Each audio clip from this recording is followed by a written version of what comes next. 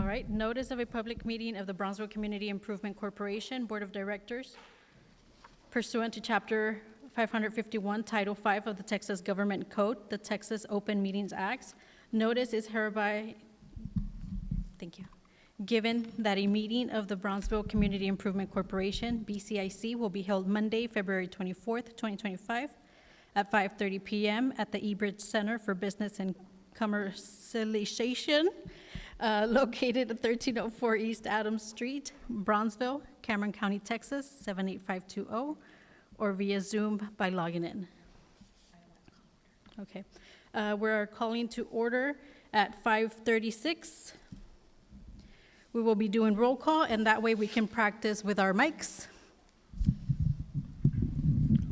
Great.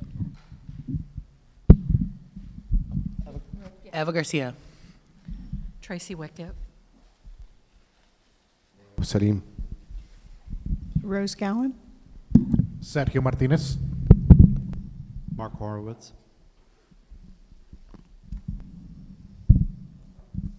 Okay, thank you. All right, and item number 2 is the public comment.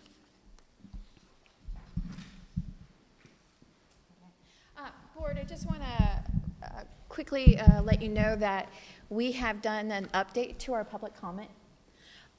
So we have broken it down to conduct, addressing the board, and how we're going to enforce the conduct. And I believe I sent that to everyone prior to the board meeting today, just for everyone to review it and make any suggestions, and we'll implement it for the next board meeting.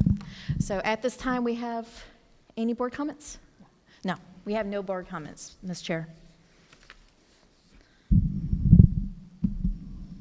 Okay, moving on to item number 3 is consent agenda items. All items are considered to be routine and will be enacted by one motion. If requested by a board member, any item may be taken off the consent agenda by the chair for individual consideration. Item 3.1, approval of the meeting minutes. Meeting minutes of February 3rd, 2025. 3.2, approval of accounts payable reports. Accounts payable reports from January 1st, 2025 to January 31st, 2025. Item 3.3, approve of the following individuals to incur travel expenses for the following. Does anybody have any questions in regards to the consent agenda items? No questions, I motion to approve. I have a correction to the minutes. Last page, item 15, it was board comments. Commended BCIC for funding the tin and tonics. It's din and tonics, just FYI. 15. It was the last page of the minutes, right above the meeting adjournment. Oh, gotcha. Yeah, Okay. I got it. Sorry, you want it? Yeah. We'll make the, make the adjustments. Thank you for that, on that. Any other comments? Okay. Motion with correctness. All in favor? Aye.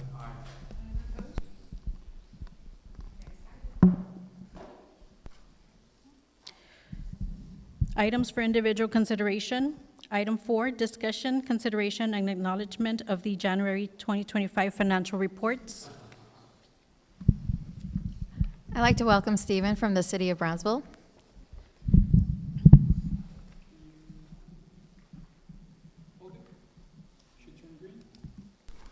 Good afternoon, board members. My name is Stephen Muse with the city's Financial Services Department. I'll be going over our January financials. So on slide 1, we got a little revamp there. We have the graph that was normally towards the end of the report. We put it there next to the fund balances, but I'll go ahead and start at the top. Cash, we have 264,000. Investments, we have 15.1 million. Accounts receivable, we have 893,000 for total assets of 16.3 million. Accounts payable is sitting at 36,000, and then we go into our fund balances. Restricted is at 409,000. That increase is due to the Dignity trailer. And then the committed balances, we did break it out so you can see the breakdown between big and quality of life projects. And then we have our assigned balance at 207,000, the rainy day fund, and then the unrestricted balance at 5.2 million for a total of 16.2 million there. Is there any questions on these?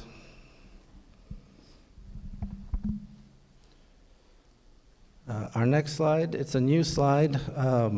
We put in this graph that shows the fund balances over time, right? So you're able to see over time, October, November, December, January, et cetera. And as we move forward, you'll be able to see whether the fund balance is increasing or decreasing based on activity that takes place here. We felt this might be a little bit more helpful when assessing and making decisions. Yep. Yes, sir.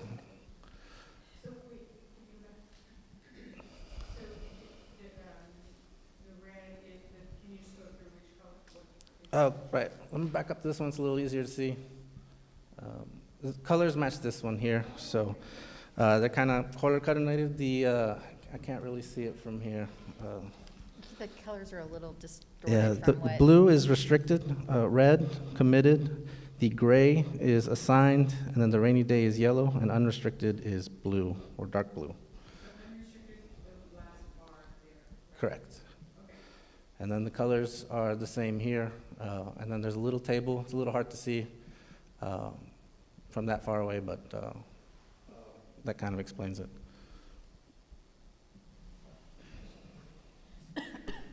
I have a question about the committed.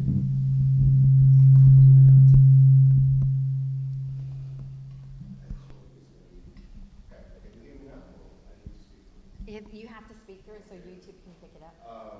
Committed, is that including the budgeted amount for this year, or this is just what we have already committed, like from previous year? That is the currently allocated fund, so that includes prior years. And then there's, if I go to the next slide, we did also break that. We had it consolidated into strategic initiatives. It was that one line item. We broke it down so you can see the big grants, quality of life. Those are your budgeted amounts for this year. So I guess I need to clarify the unrestricted, some of the budgeted amounts would be part of that unrestricted, right? until they Until it's become committed. correct. Okay, so, okay, just to Yes, sir. clarify that. Thank you. So let me go back up to the top, and the sales tax, this is through December. We don't have January's yet, so that's just 3 months there. The rest of the items are 4 months worth. Sales tax is at 2.1. Interest income is at 228,000. EDA TAMU contributions are at 150,000. Sponsorships at 39,000. Contributions, 20,000 for the Dignity trailer. And miscellaneous is at 32,000 right now. Moving to expenses, the admin costs are at 530,000. eBridge Center operations, 87,000. Strategic initiatives, going through the line items, the big grants are at 437,000. Quality of life, 272,000. Community development, 17.5 thousand. Entrepreneurial and innovation, 200,000. Discretionary, 90,000. And then the non-incentive and transfers out are 0 right now.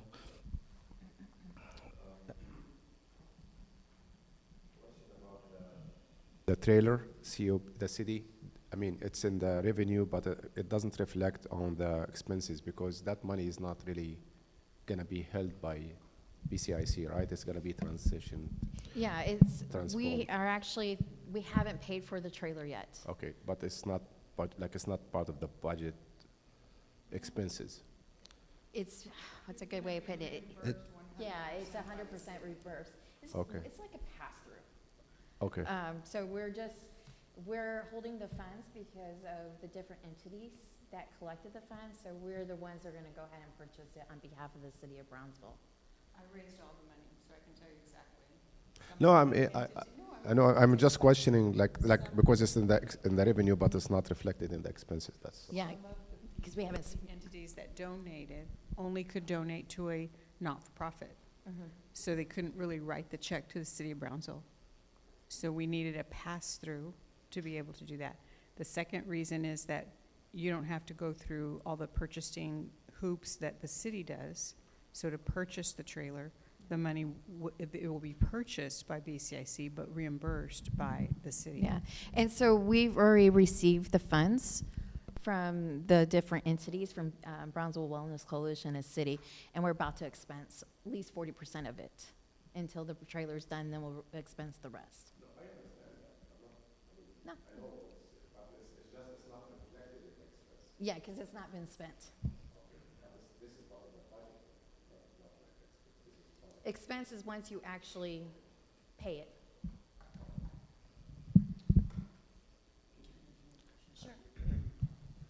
My question is on the percentage of the budget, just to understand, that I'm understanding correctly, is that 100% of the percentage of the budget should be spent by the end of this fiscal year, right? In theory, yes. In theory, That's yeah. the goal. That's the goal, okay. By That's what I wanted September, to end make of September, 100% on all line items. sure. Okay, great, thank you.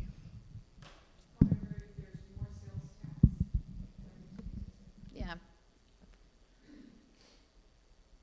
There's more sales tax revenue than had been anticipated. Are we required or suggested to spend that differential as well?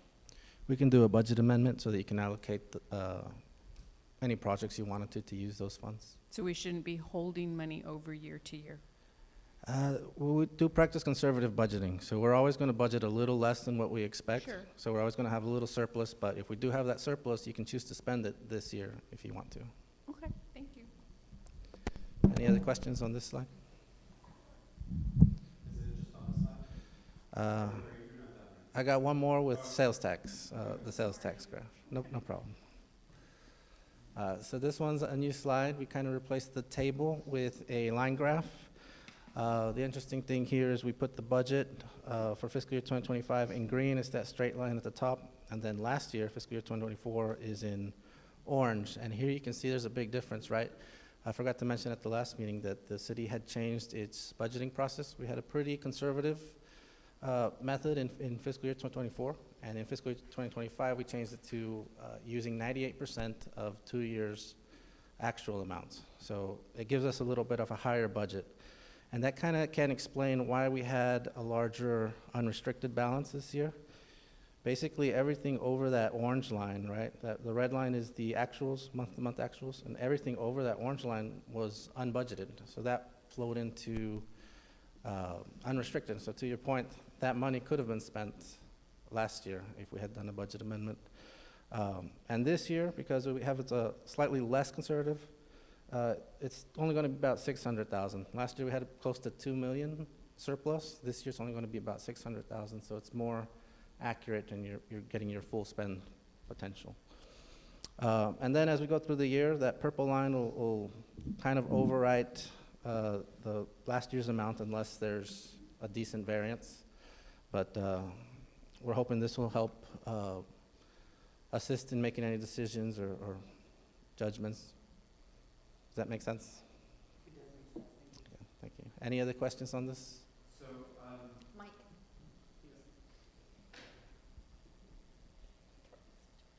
Can you hear me?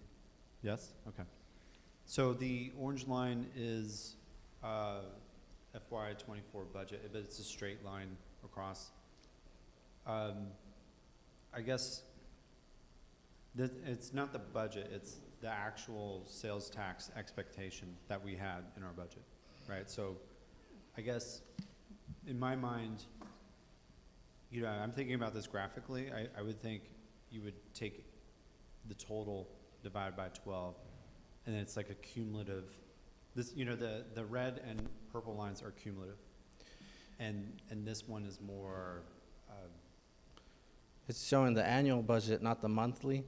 Yeah, like to me, it should be cumulative, so I can see if they're what's the variation between. Are we actually so with the green line? That's what I'm comparing it to. The red line, or I should say the purple with the green. are we meeting our targets, like as far as sales tax? I see what you're saying, but if we do break it out into by month, it's gonna have a lot, it's gonna be really busy. It That will diagonal be. line, they're kind of be overriding each other, kind I of. would say remove, like, there was one, I would say remove FY '24 on this one, just say, what is, or maybe,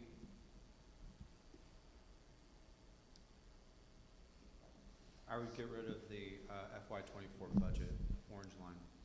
Remove that one and So convert the, then you have 3 lines. okay, convert the green line to a monthly basis instead of Yeah. showing the total. It would, Okay. it would be essentially a straight line across, so then I could see like if there's a yawning gap between what I expect and, or what we budgeted and what we, are actually getting.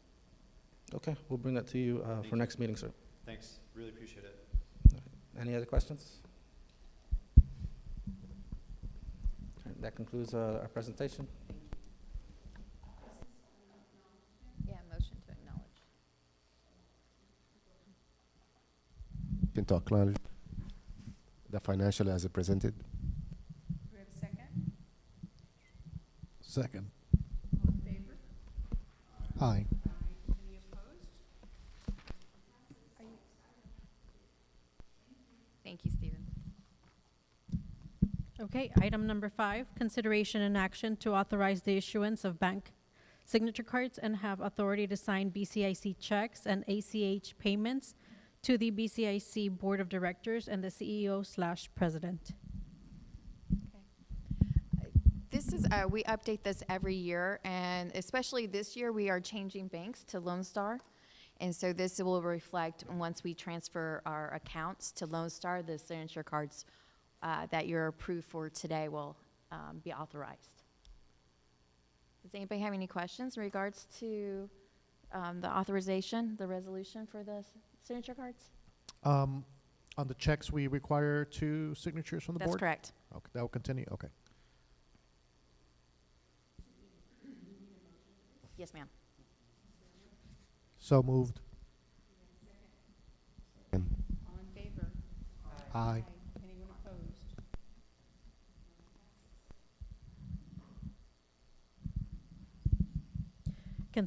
Item number 6, consideration and action on a $15,000 sponsorship request for Cameron County Education Initiative to support a multi-day event benefiting local student athletes and promoting economic impact in Brownsville. All right, thank you. Right, I'm presenting this on behalf of the Cameron County Education Initiative. Dr. Hernandez couldn't make it today. She's not feeling too well. But I'm going to present on her behalf. She has come to BCIC for a sponsorship of $15,000, and it's regards to a 2-day event with 3 events within those 2 days. The high school sports magazine is coming down and doing a big banquet, and it's also doing a 7-on-7 football, and it's going to be participating at different BISD as well as St. Joe fields. And so the event 1 will have, they're going to have Nico Collins come down and do a leadership at Veterans with all selected high school students from BISD as well as private schools. The next event is a banquet for over 300 people, and that's covering from Corpus to Laredo to all of RGV. And then the next day is the Battle of the South Texas. So it's 32 teams, and it'll have 20 teams per team. So we're going to have almost 1,000 people with families down here for those 2 days. And so the request is to help with the marketing to bring Nico and his entourage down here, as well as they're also going to film it, also photos and such. So that's the request for the $15,000. Sure. Another event for years that Rusty Brachot used to MC, but I don't remember the name of it. It sounds a lot like this, which is fine. I sit on the board of St. Joe, so I'm not sure I'm allowed to vote, although St. Joe's not contributing funding that I know of. I think they're just letting the fields be used. So I'm going to defer that to legal. Okay. No. Okay. Do we have a total budget for this event? So we don't know what percentage we're being asked to contribute. I'll make a motion to approve $5,000 in sponsorship for this event.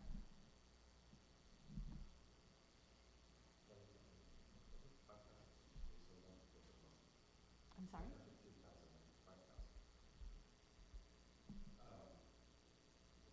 Waiting to second it, then we'll have discussion. Discussion? No, There's a motion on the floor for 5,000. Do we go open for discussion, or do we go for a second? Okay. It's going to die for lack of a second. I have a question. Is this? Yeah. Either the motion needs to die or someone has to second it.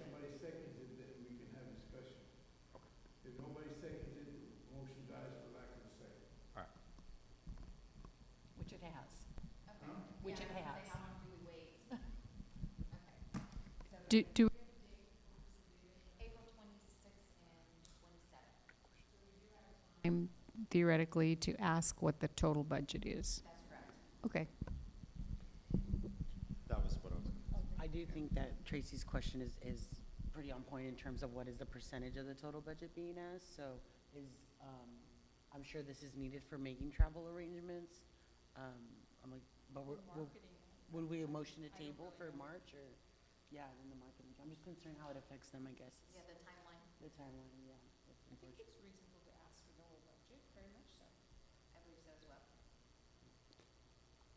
I also just kind of curious about the mix of the students. We have 500 students. Are those like from the BISD only, or is it from, I mean, you mentioned different schools, but I'm not sure the distribution of the, My understanding is it's BISD as well as St. Joe. yeah, but how much, like how many? I don't think there's a So- percentage, or there wasn't a percentage given. I would assume BISD would be a large, since it's 5 high schools. Compare- Yeah. Maybe if we have clarity on that, if, Okay. if it's available. Thank you. We can table it, right? They could table and table for the next meeting? I can't hear you. I still can't hear you. Oh, okay.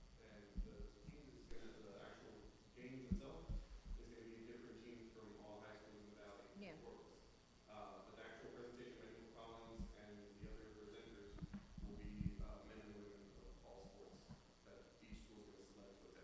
Yeah, he just wants to know how many from each school.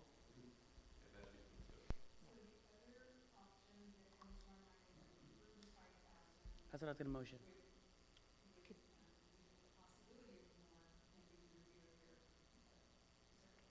Yeah, well, I was gonna make the motion to go ahead, if we could motion to approve 5,000 with the contingency for the March meeting to approve the other 10,000. Or, yeah, what we choose. With, Request, yeah. With the details, yeah, come back with the details from what is being requested. right. But today we can approve, if I motion to approve 5,000. Of the total ask. Mhm.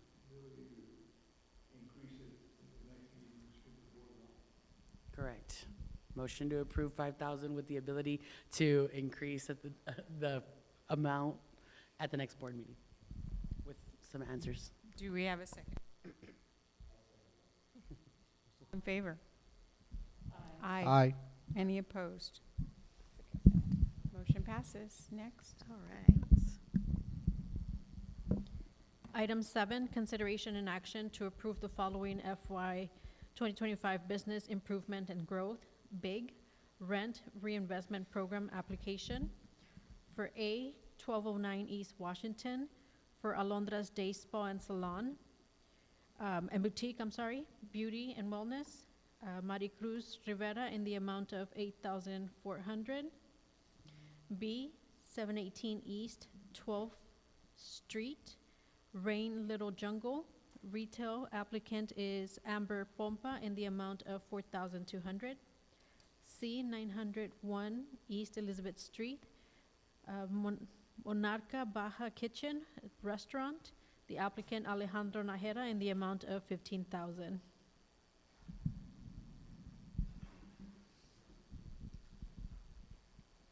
What, I have to ask, what is Rain Little Jungle? I'm just curious.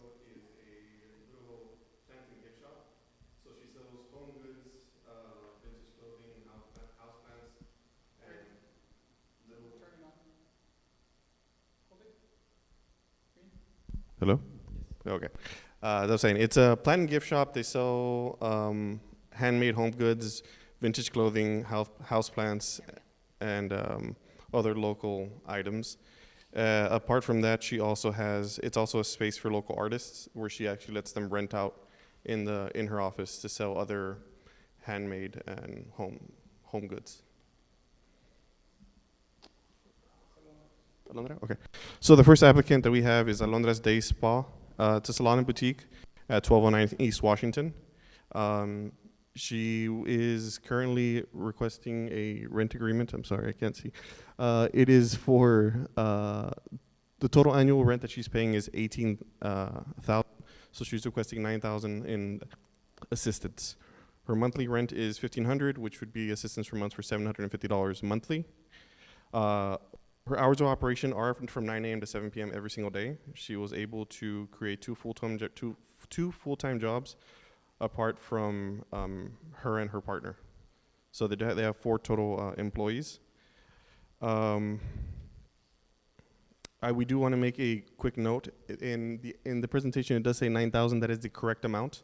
We weren't able to update it on the agenda when it was submitted for $8,400. So the correct amount for the request is $9,000.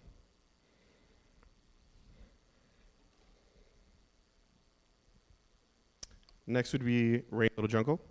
It is operated by Miss Amber Pompa. She currently has been in the location since October. Previous to opening the location here, she did operate in the state of Washington for 3 years. Bless you. Upon moving back to Brownsville, she decided she wanted to bring her passion here as well. So she did work with the local SBA office and worked out a business plan and did the whole 9 yards with our local SBA. That way she could open up her location here. She's requesting for $4,200 total with a rent of $700 and will be assistance of $350 monthly. Apart from her job, she did create 5 new part-time jobs at her location, apart from the spaces that she's renting out to other people. How long have these organizations been in business? Amber has been open since October of 2024. And Alondra's has been open since August of 2024. How long do they have to maintain, in other words, the number of jobs created, as you've mentioned? Is there any requirement for how long those jobs need to remain in place? Throughout the agreement, and it's throughout the agreement as well as the lease agreement being 2 years and above. So that way we make sure that when your assistance falls under. It's just, but the job creation is only for the year of the agreement. So after that, they can not have those Currently, yes. Will, remind me, will BCIC staff be checking in on them, checking how they're performing? Yes. If they're awarded the grant? Yes. I'll be doing site visits. I already created a form. That we were advised by auditing to create forms when it comes to these reimbursements. So for the other standard and extensive, I will be taking pictures and apart from one of my site visits. But when it comes to the rental, I will also be doing site visits and checking in with the client to see if they're still keeping the job, if they still have the employees, and if they need any other kind of assistance, whether it be from our marketing department, etc.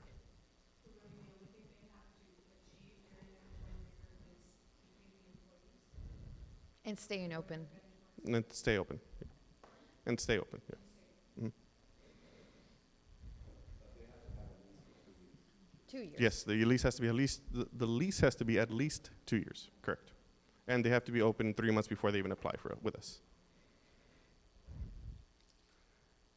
And finally, we have Monarca Baja Kitchen, applied by Mr. Alejandro Najera. They were able to bring in 14 full-time employees and 5 part-time employees. Their lease is from December of 24 until December of 2030. They're requesting $15,000 total because their rent is $5,592, so they would be requesting the max of the $1,250 assistance monthly.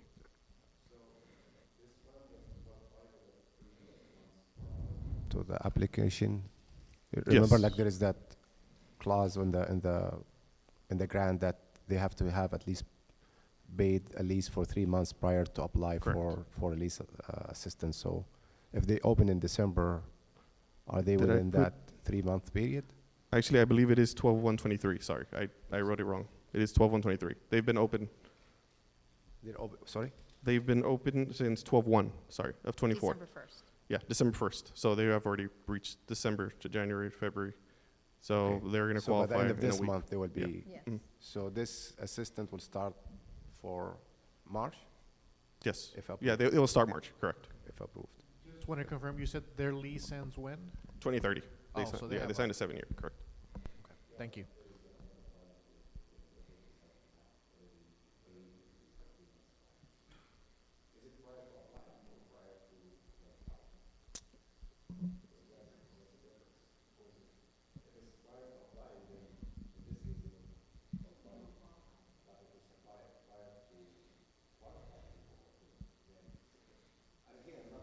Yeah, Mm-hmm. correct. Mm-hmm. I need to check the verbiage on that. Yeah. Yeah.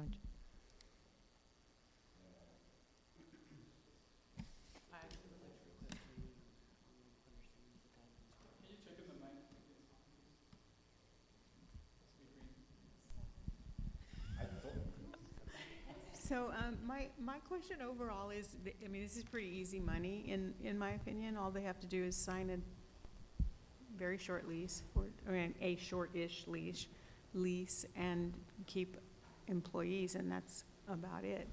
Is that really standard of practice? I mean, what is the gold standard for using these kind of funds? Because it seems super easy.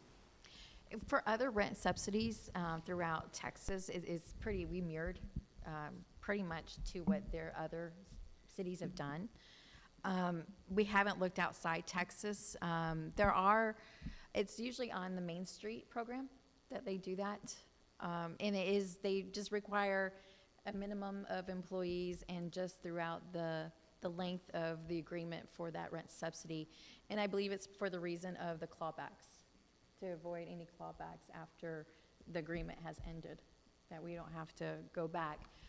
However, it should be, as we're talking on how we're monitoring our economic impact, it's up to us starting to look at how monitoring after our agreement is over and seeing how that is in fact in 3 months, 6 months, and a year after our agreement.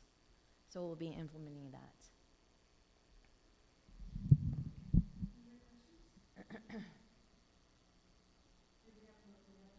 Do we do it one by one?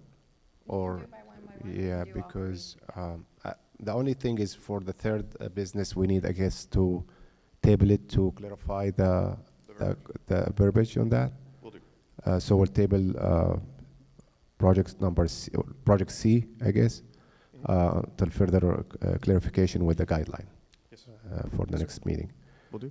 So I move with approving the request for project A and project B as presented. May I ask, we did have an error in our agenda. It says 84, With- in which it's actually, so it's supposed to be 9,000. Thank you. With the correction of the request to be 9,000 for project A, for the day spa salon, and 4,200 for project B for the Rain Little Jungle.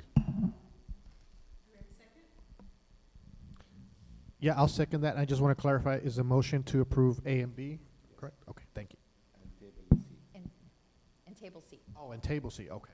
That's fine. Second. All in favor? Anyone opposed? Mo- I'm gonna abstain, I just missed the discussion. Pardon? I'm abstaining because I missed the discussion. Okay. So motion passes. Next item.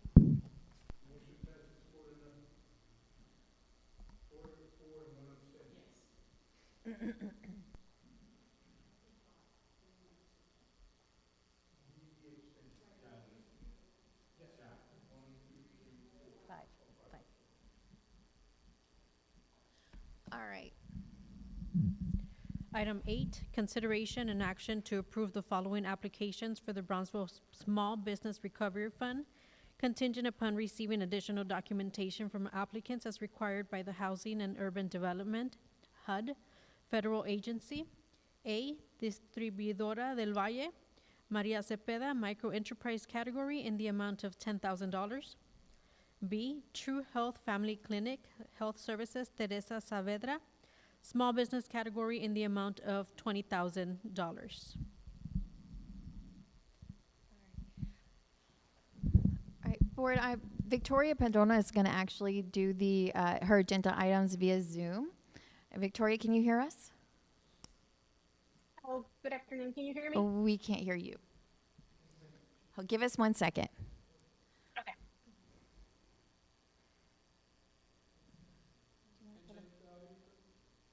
Do you want to put a mic up to the? She can, but we can't hear her. Can you hear me now? Yeah. All right. Can everybody hear her? Okay, thank you, Victoria. Okay, good afternoon, board members. Thank you for your time today. So we have 2 complete applications for the recovery fund. If you can go to the second slide, please. All right, so we have, first of all, we have the True Health Family Clinic, which is a small business category, which is businesses with 50 employees or less. They qualify for $20,000. During the pandemic, they encountered a loss of 135%. And we have another business named Distribuidora del Valle. They are a micro business category with business with 5 employees or less, and they qualify for $10,000. So during the pandemic, they also encountered a loss. In this case, there was 74%. So total amount requested today is $30,000. Right now, we have a balance of 151,667, and if it's funded today, we will have a remaining balance of 121,667. Let me know if you have any questions, please.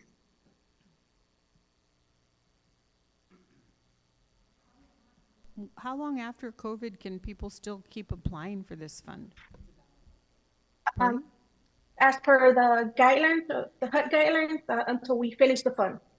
Oh. Mhm. Okay, thank you. They are.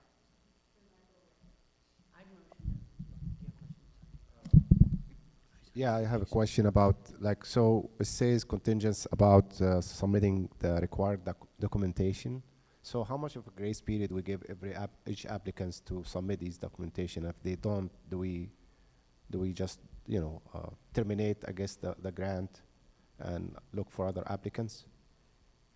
So the way it works is the applicant submits the complete application to us, BCIC, we review the application, and then we give them a 90-day grace period, not grace period, 90-day period for us to distribute the funds. The reason behind that is because we have to also submit the applications to the city grants department for a second review, and then after that, they also have to do an environmental report. So it's contingent on receiving those documents from the city. And if they don't, then basically they're not qualified after that, right? Well, unless the city determines that they don't qualify because they don't meet the requirements, no. But in this case, it's usually less than 90 days, but we give them 90 days, that way we have time. The for, review process yeah, on the for city side. for complete the reports. Mhm. Okay.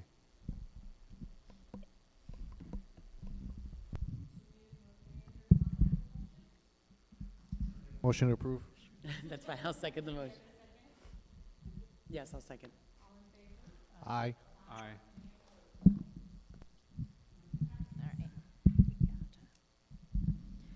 Consideration and action to approve the recommendation for the following eBridge Fund, RLF, program applications. A, Cero Grados Inc., Ice Cream Shop, Olga Cristina Munoz, Pedro Guillen Mancilla, Pedro Luis Guillen, Cristina Maria Guillen, in the amount of $75,000. B, Sassy's Thai Restaurant, LLC, Restaurant Lee Leidig and Sassy Vimol Leidig, in the amount of $47,000. So today I will be presenting two complete loan applications for your review and approval under the eBridge Fund, which is also known as the Revolving Loan Fund Program. So both businesses, which is Cero Grados and Sassy's Thai Restaurant, they are seeking for funding to support their expansion. So we have conducted a Victoria. detailed review of each application. Victoria, hold on. And I will, Hold on for a okay. second. It's hard to understand you. Give us a second. Okay. It's hard, okay. If you could just go a little slower. Oh, okay. I'll try that. Thank you. Sorry about that. Okay, go ahead. Okay, can you hear me now better? Yes. All right. So, like I was saying, so both businesses, they're seeking for funding to support their expansion. We've conducted a detailed review of each application. They undergo an underwriting process. And then, so on the next slide, I will summarize the key details along with our recommendations. So, Cero Grados is a frozen dessert business. They are requesting $75,000 as a loan. And Sassy's Thai Restaurant, it's a Thai restaurant, they're requesting $47,000 as a loan. The next slide, please. So first, let's start with Cero Grados. So this is a frozen dessert business. It's known for offering high-quality, probiotic-rich frozen yogurt and smoothies. So what sets them apart is their diverse menu, which includes sugar-free, gluten-free, keto, and vegan options. So catering to the growing health-conscious customer base. Cero Grados there is requesting a $75,000 to support their expansion into a second location in Almito, Texas. The loan will be for building improvements, equipment purchases, and working capital. They currently have an existing location by Ruben Torres, so this will be their second location.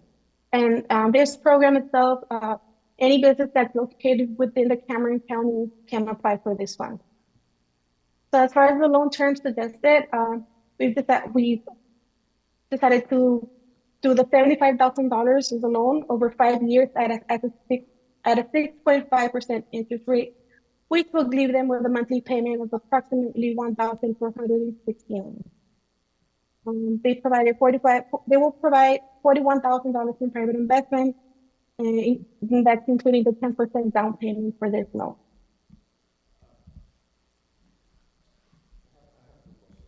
Just for me to understand, this program is under what line item of the budget? It's not under. It has its own line item because it has its own account. Which bank one? account. What is it? It's not within the BCIC budget. It has its own line account because it's its own, has its own bank account, and it's just a revolving, so when we get payments, it goes in and goes out to other loans. And I know she mentioned at the beginning, we couldn't hear it. Who is the funder for this program? The original funder? Well, it originally was EDA, but now it's just because it's a revolving, it's from the funds that we loaned out and collected payments, so it's self-sustaining. Okay. And the second question about this particular request, like I see the loan amount 75,000, but the total investment is 41,000. So why they're asking for almost double the amount of the investment? Oh, because the $75,000 is what they're requesting, but they're injecting out of their own funds $41,000 also to this project itself. Oh, so the total budget is whatever. 75 plus the 41. Oh, is it? Sorry, I didn't see it. I didn't see it there on the slide. Okay. All right. So I guess based on the guideline for this particular program, they qualify for this particular request, right? That's correct. They do qualify. They do go, we do a detailed business financial review, personal financial review. We review basically everything. I provide a big loan packet to our loan committee so they can review and determine the loan terms. And this is why we're bringing this for your recommendation, from their recommendation. And you said that Corey, you said that it was self-sustaining. When was the last time that BCIC supplemented the bank account? We're not allowed to.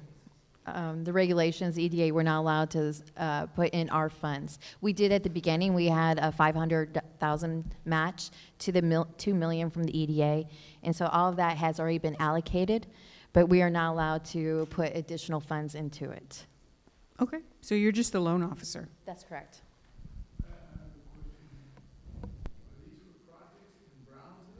Cameron County. Cameron County. Correct. And are we authorized, where do we have the authorization to spend money outside of the city of Brownsville? This was since it's with EDA funds, we used EDA funds for outside Brownsville city limits. And at the time, if it was within city limits, then it was BCIC funds. But now that it's self-sustained and there's not a differentiation of BCIC and EDA, it's now just whatever's collected, it can go through Cameron County. Many of these EDAs, economic development corporations throughout Texas as well as throughout the nation, are usually the person who does this for the revolving loan funds.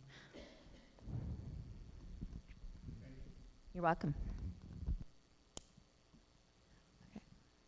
Any other questions on this one? Would like to make a motion to approve. We still have one more. Oh, I'm sorry. I take back my motion. Okay. Any questions Okay, in regards to this one? Okay. Sorry, Victoria, go ahead. No problem. By the way, there's a complete loan, a summary of a complete loan application included in the meeting packet. If you have any more questions, there's a lot more details on that in the meeting packet. So next, we have Sassy's Thai Restaurant. So they are a Thai restaurant. They are requesting $47,000 to expand. They want to purchase equipment and do some service upgrades. Specifically, they want to purchase some new refrigerators. They want to put a sign on the side of the building, a canopy. They also want to do. They want to incorporate beer and wine service edition. So just a quick description of the business. Sassy's Thai Restaurant, locally owned, family-operated restaurant specializing in authentic Thai cuisine. The business prides itself on traditional recipes, premium ingredients, and skilled team of Thai chefs. With over 11 years of success, Sassy's Thai Restaurant is upgrading its kitchen, signage, and service offerings to attract more customers and increase efficiency. So, like I said, they are requesting $47,000. Our recommendation is to fund the $47,000 at a 5-year term with a 6% interest rate, and that will leave them with a monthly payment of $907. So the owner's investment in this project is approximately $14,700, and that's including the 10% down payment that's required. As a result, also for this loan, they will be creating 1 new part-time position, and it will be retaining 4 full-time jobs. Do y'all have any questions on this one? So, yes, I do have questions. So the only requirement, this is simply a loan and it's not your money or our money. So what kind of follow-up do you have with these people, or do you have any? Is it just a matter of them paying their loan rent every month? No, so we are required to, they provide financial statements semi-annually, and then every year they are required to submit their business income tax their business income tax reports as well as payroll reports, and that's the way we can determine if they are meeting the job creation, job retention. And we do have to that's submit mentioned in the law reports to EDA as well. As well, yes, and that's done semi-annually. I'm sorry. And so you mentioned they were going to buy refrigerators or something. I forget what you said. You said something about replacing or expanding their refrigerators. Do they need to submit receipts to you, or you take their word for it? They initially submit the quotes, and then they have to submit the receipts, and we have all that on file. Okay. I have a question, Victoria. So under financial strength, it says DSCR, 4.81x. What's that? Okay, so DSCR, it stands for debt service coverage ratio. So it's the financial metric that measures like the business ability to cover its debt obligations. We calculate it by dividing the net operating income by the total debt payment. Like for example, Cero Grados has a Satis has a 4.8. That means that they generate nearly 5 times the income required to meet their loan obligations. Okay. Can you go to the previous slide? So this one is also 4.81. I'm wondering Yes, sir. though, if that's like a typo, because it would be almost too perfect to have a debt service coverage ratio that was 4.81 for two businesses like that. Let me go back to the hold on. It's in the complete report. It's 4.1, 4.81. That's for Sassy. Give me 1 second. Yes, the typo is on Cero Grados. So for Sassy, it is 4.81. For Cero Grados, it's actually right now it's 4.12, 4.81, and 5.7. Okay. Thank you. What does the program require the DSCR to be at, a minimum or max? 1.5. And that's as per any other loan organization. So this is well above the minimum then? Mm-hmm. Great, thank you. Yes, sir. Any other questions? Yes, ma'am. I move to approve both businesses to receive this loan. Do we have a second? A second. All in favor? Aye. Any opposed? Motion passes. Next. Oh, thank you. Item 10, announcements, board staff announcements or comments. Can you go back to the slide at the beginning? I have two comments or questions. At the very beginning, when we were doing consent agenda items and it listed your travel, Yes. can you go back to that slide? Sure. There we go. Oh, that was quick. So those are all really great economic development conferences, but I don't see any wellness, health-related, green, quality of life initiative conferences. Yeah, And I I would like to know why. I haven't seen any, we haven't come across any that were coming up. Active Living Research, which is head by Dr. Jim Salas, which is a great friend of the city of Brownsville, is every single year. It's coming up in March, which is a pretty short turnaround, but perhaps you can put it on your radar for next year. Okay, I haven't got any notification on that, so. Yeah, Active Living Conference, I'll send you the link. Okay.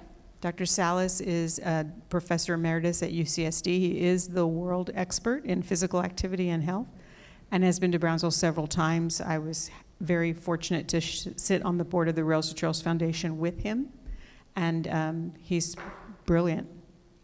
The second thing is on the very last slide where you list questions. If you can go to that slide. It's an overview of Market Square, lovely picture. I think it's big. So you list a very powerful quote about economic development. I don't see a powerful quote about health, wellness, and green space. Yeah. You're both. You have to behave as both. Yeah.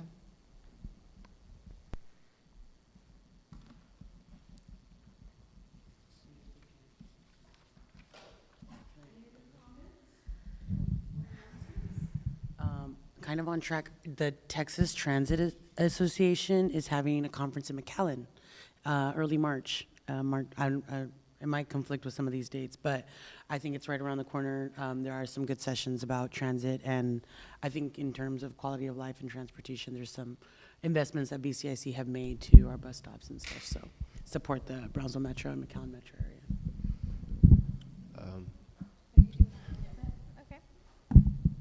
I will add to that list, there is a local conference that won't cost us much at the island every year in September, organized by the local AIA, the American Institute of Architects. And I think it's a great platform for our chapter here, for BCIC, to share with the local designers and construction developers what's happening in downtown. I think they will be thrilled to hear about the amazing job that's been done in downtown and how downtown has been moving in the right direction. So I will highly recommend that you reach out to the AA Lower Rio Grande Valley chapter, ask for the deadline for submission, and I can also check on that and just prepare a presentation. And it's very informal, very and local, like there is no expenses to that.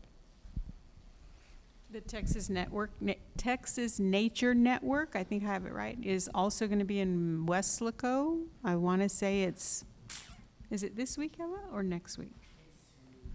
It's like really soon, but they're another organization that advocates very, very strongly for instance, more recess time for kids, green space, environment for children and adults as well. And there was another one that was in my mind.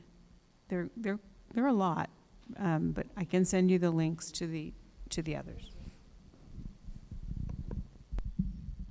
I just want to say a friendly reminder to submit your personal financial statements if you guys haven't already done so. I will follow up tomorrow morning, just paper trail, so that way y'all can have that as a reminder.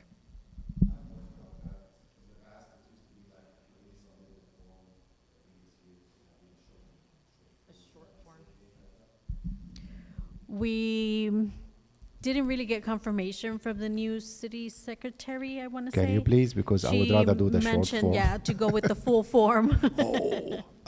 No, tell her no. Just kidding. I will follow up with her, Yeah, though. yeah, but I know yeah, she just started, I believe, so I will follow up with her and Please. maybe some of the other That will help us a ladies lot. at city manager's office. Yeah. But Okay, thank you. you're welcome. Is there any other ones they have signed? Oh, the joint city commission meeting. Yes, the joint city commission meeting is scheduled for March the 3rd. I'm sorry, let me look at my calendar, just March 3rd, yeah, 11:30. Location is still being determined. They're not sure if it's gonna be at city chambers or on the 4th floor. So once that's determined, I will send that to you. And then we'll have mirror agendas on that. Round of applicants for the quality of life outside of the city, when is that coming to us? That's another one that we have asked for a poll to find your availability for March to do a special meeting to hear about the quality of life projects. We had 18 applicants, and we didn't want, 18 are not going to present, but the amount of presentations that are expected, we didn't want to have it during a regular scheduled board meeting while we have other agenda items. So we wanted to have a separate special meeting in March.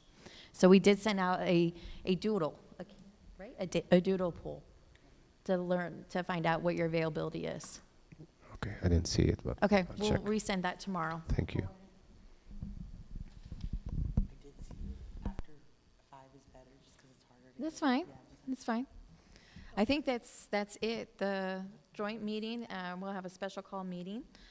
And we are sponsoring with the city of Brownsville, the Charter Days Classic Soccer match on this coming Sunday at 2 p.m. at the sports park. One last question about the committees. Like in the past, we used to form these committees at the beginning of the year, and I don't know what the process or where we at with that, or how we're gonna start. The committees, I need to talk to the chair on regards to that. We were gonna have it on this meeting, but then it was a fast turnaround for us, having a board meeting, 2.5 weeks ago, and then having this meeting. So we didn't have a chance to regroup with the chair.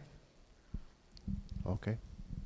And I have one more I just got from, so 2012, we were named by the state of Texas bicycling capital of RGV, thank you. And we just were redesignated. And today when I took my ride all it seemed to be passing on the trail were winter visitors, my age or older. Person after person stopped me, asked me, you know, where does this trail go? How far is it? This and that. It was really quite entertaining. It was a beautiful day for it. It was a beautiful day.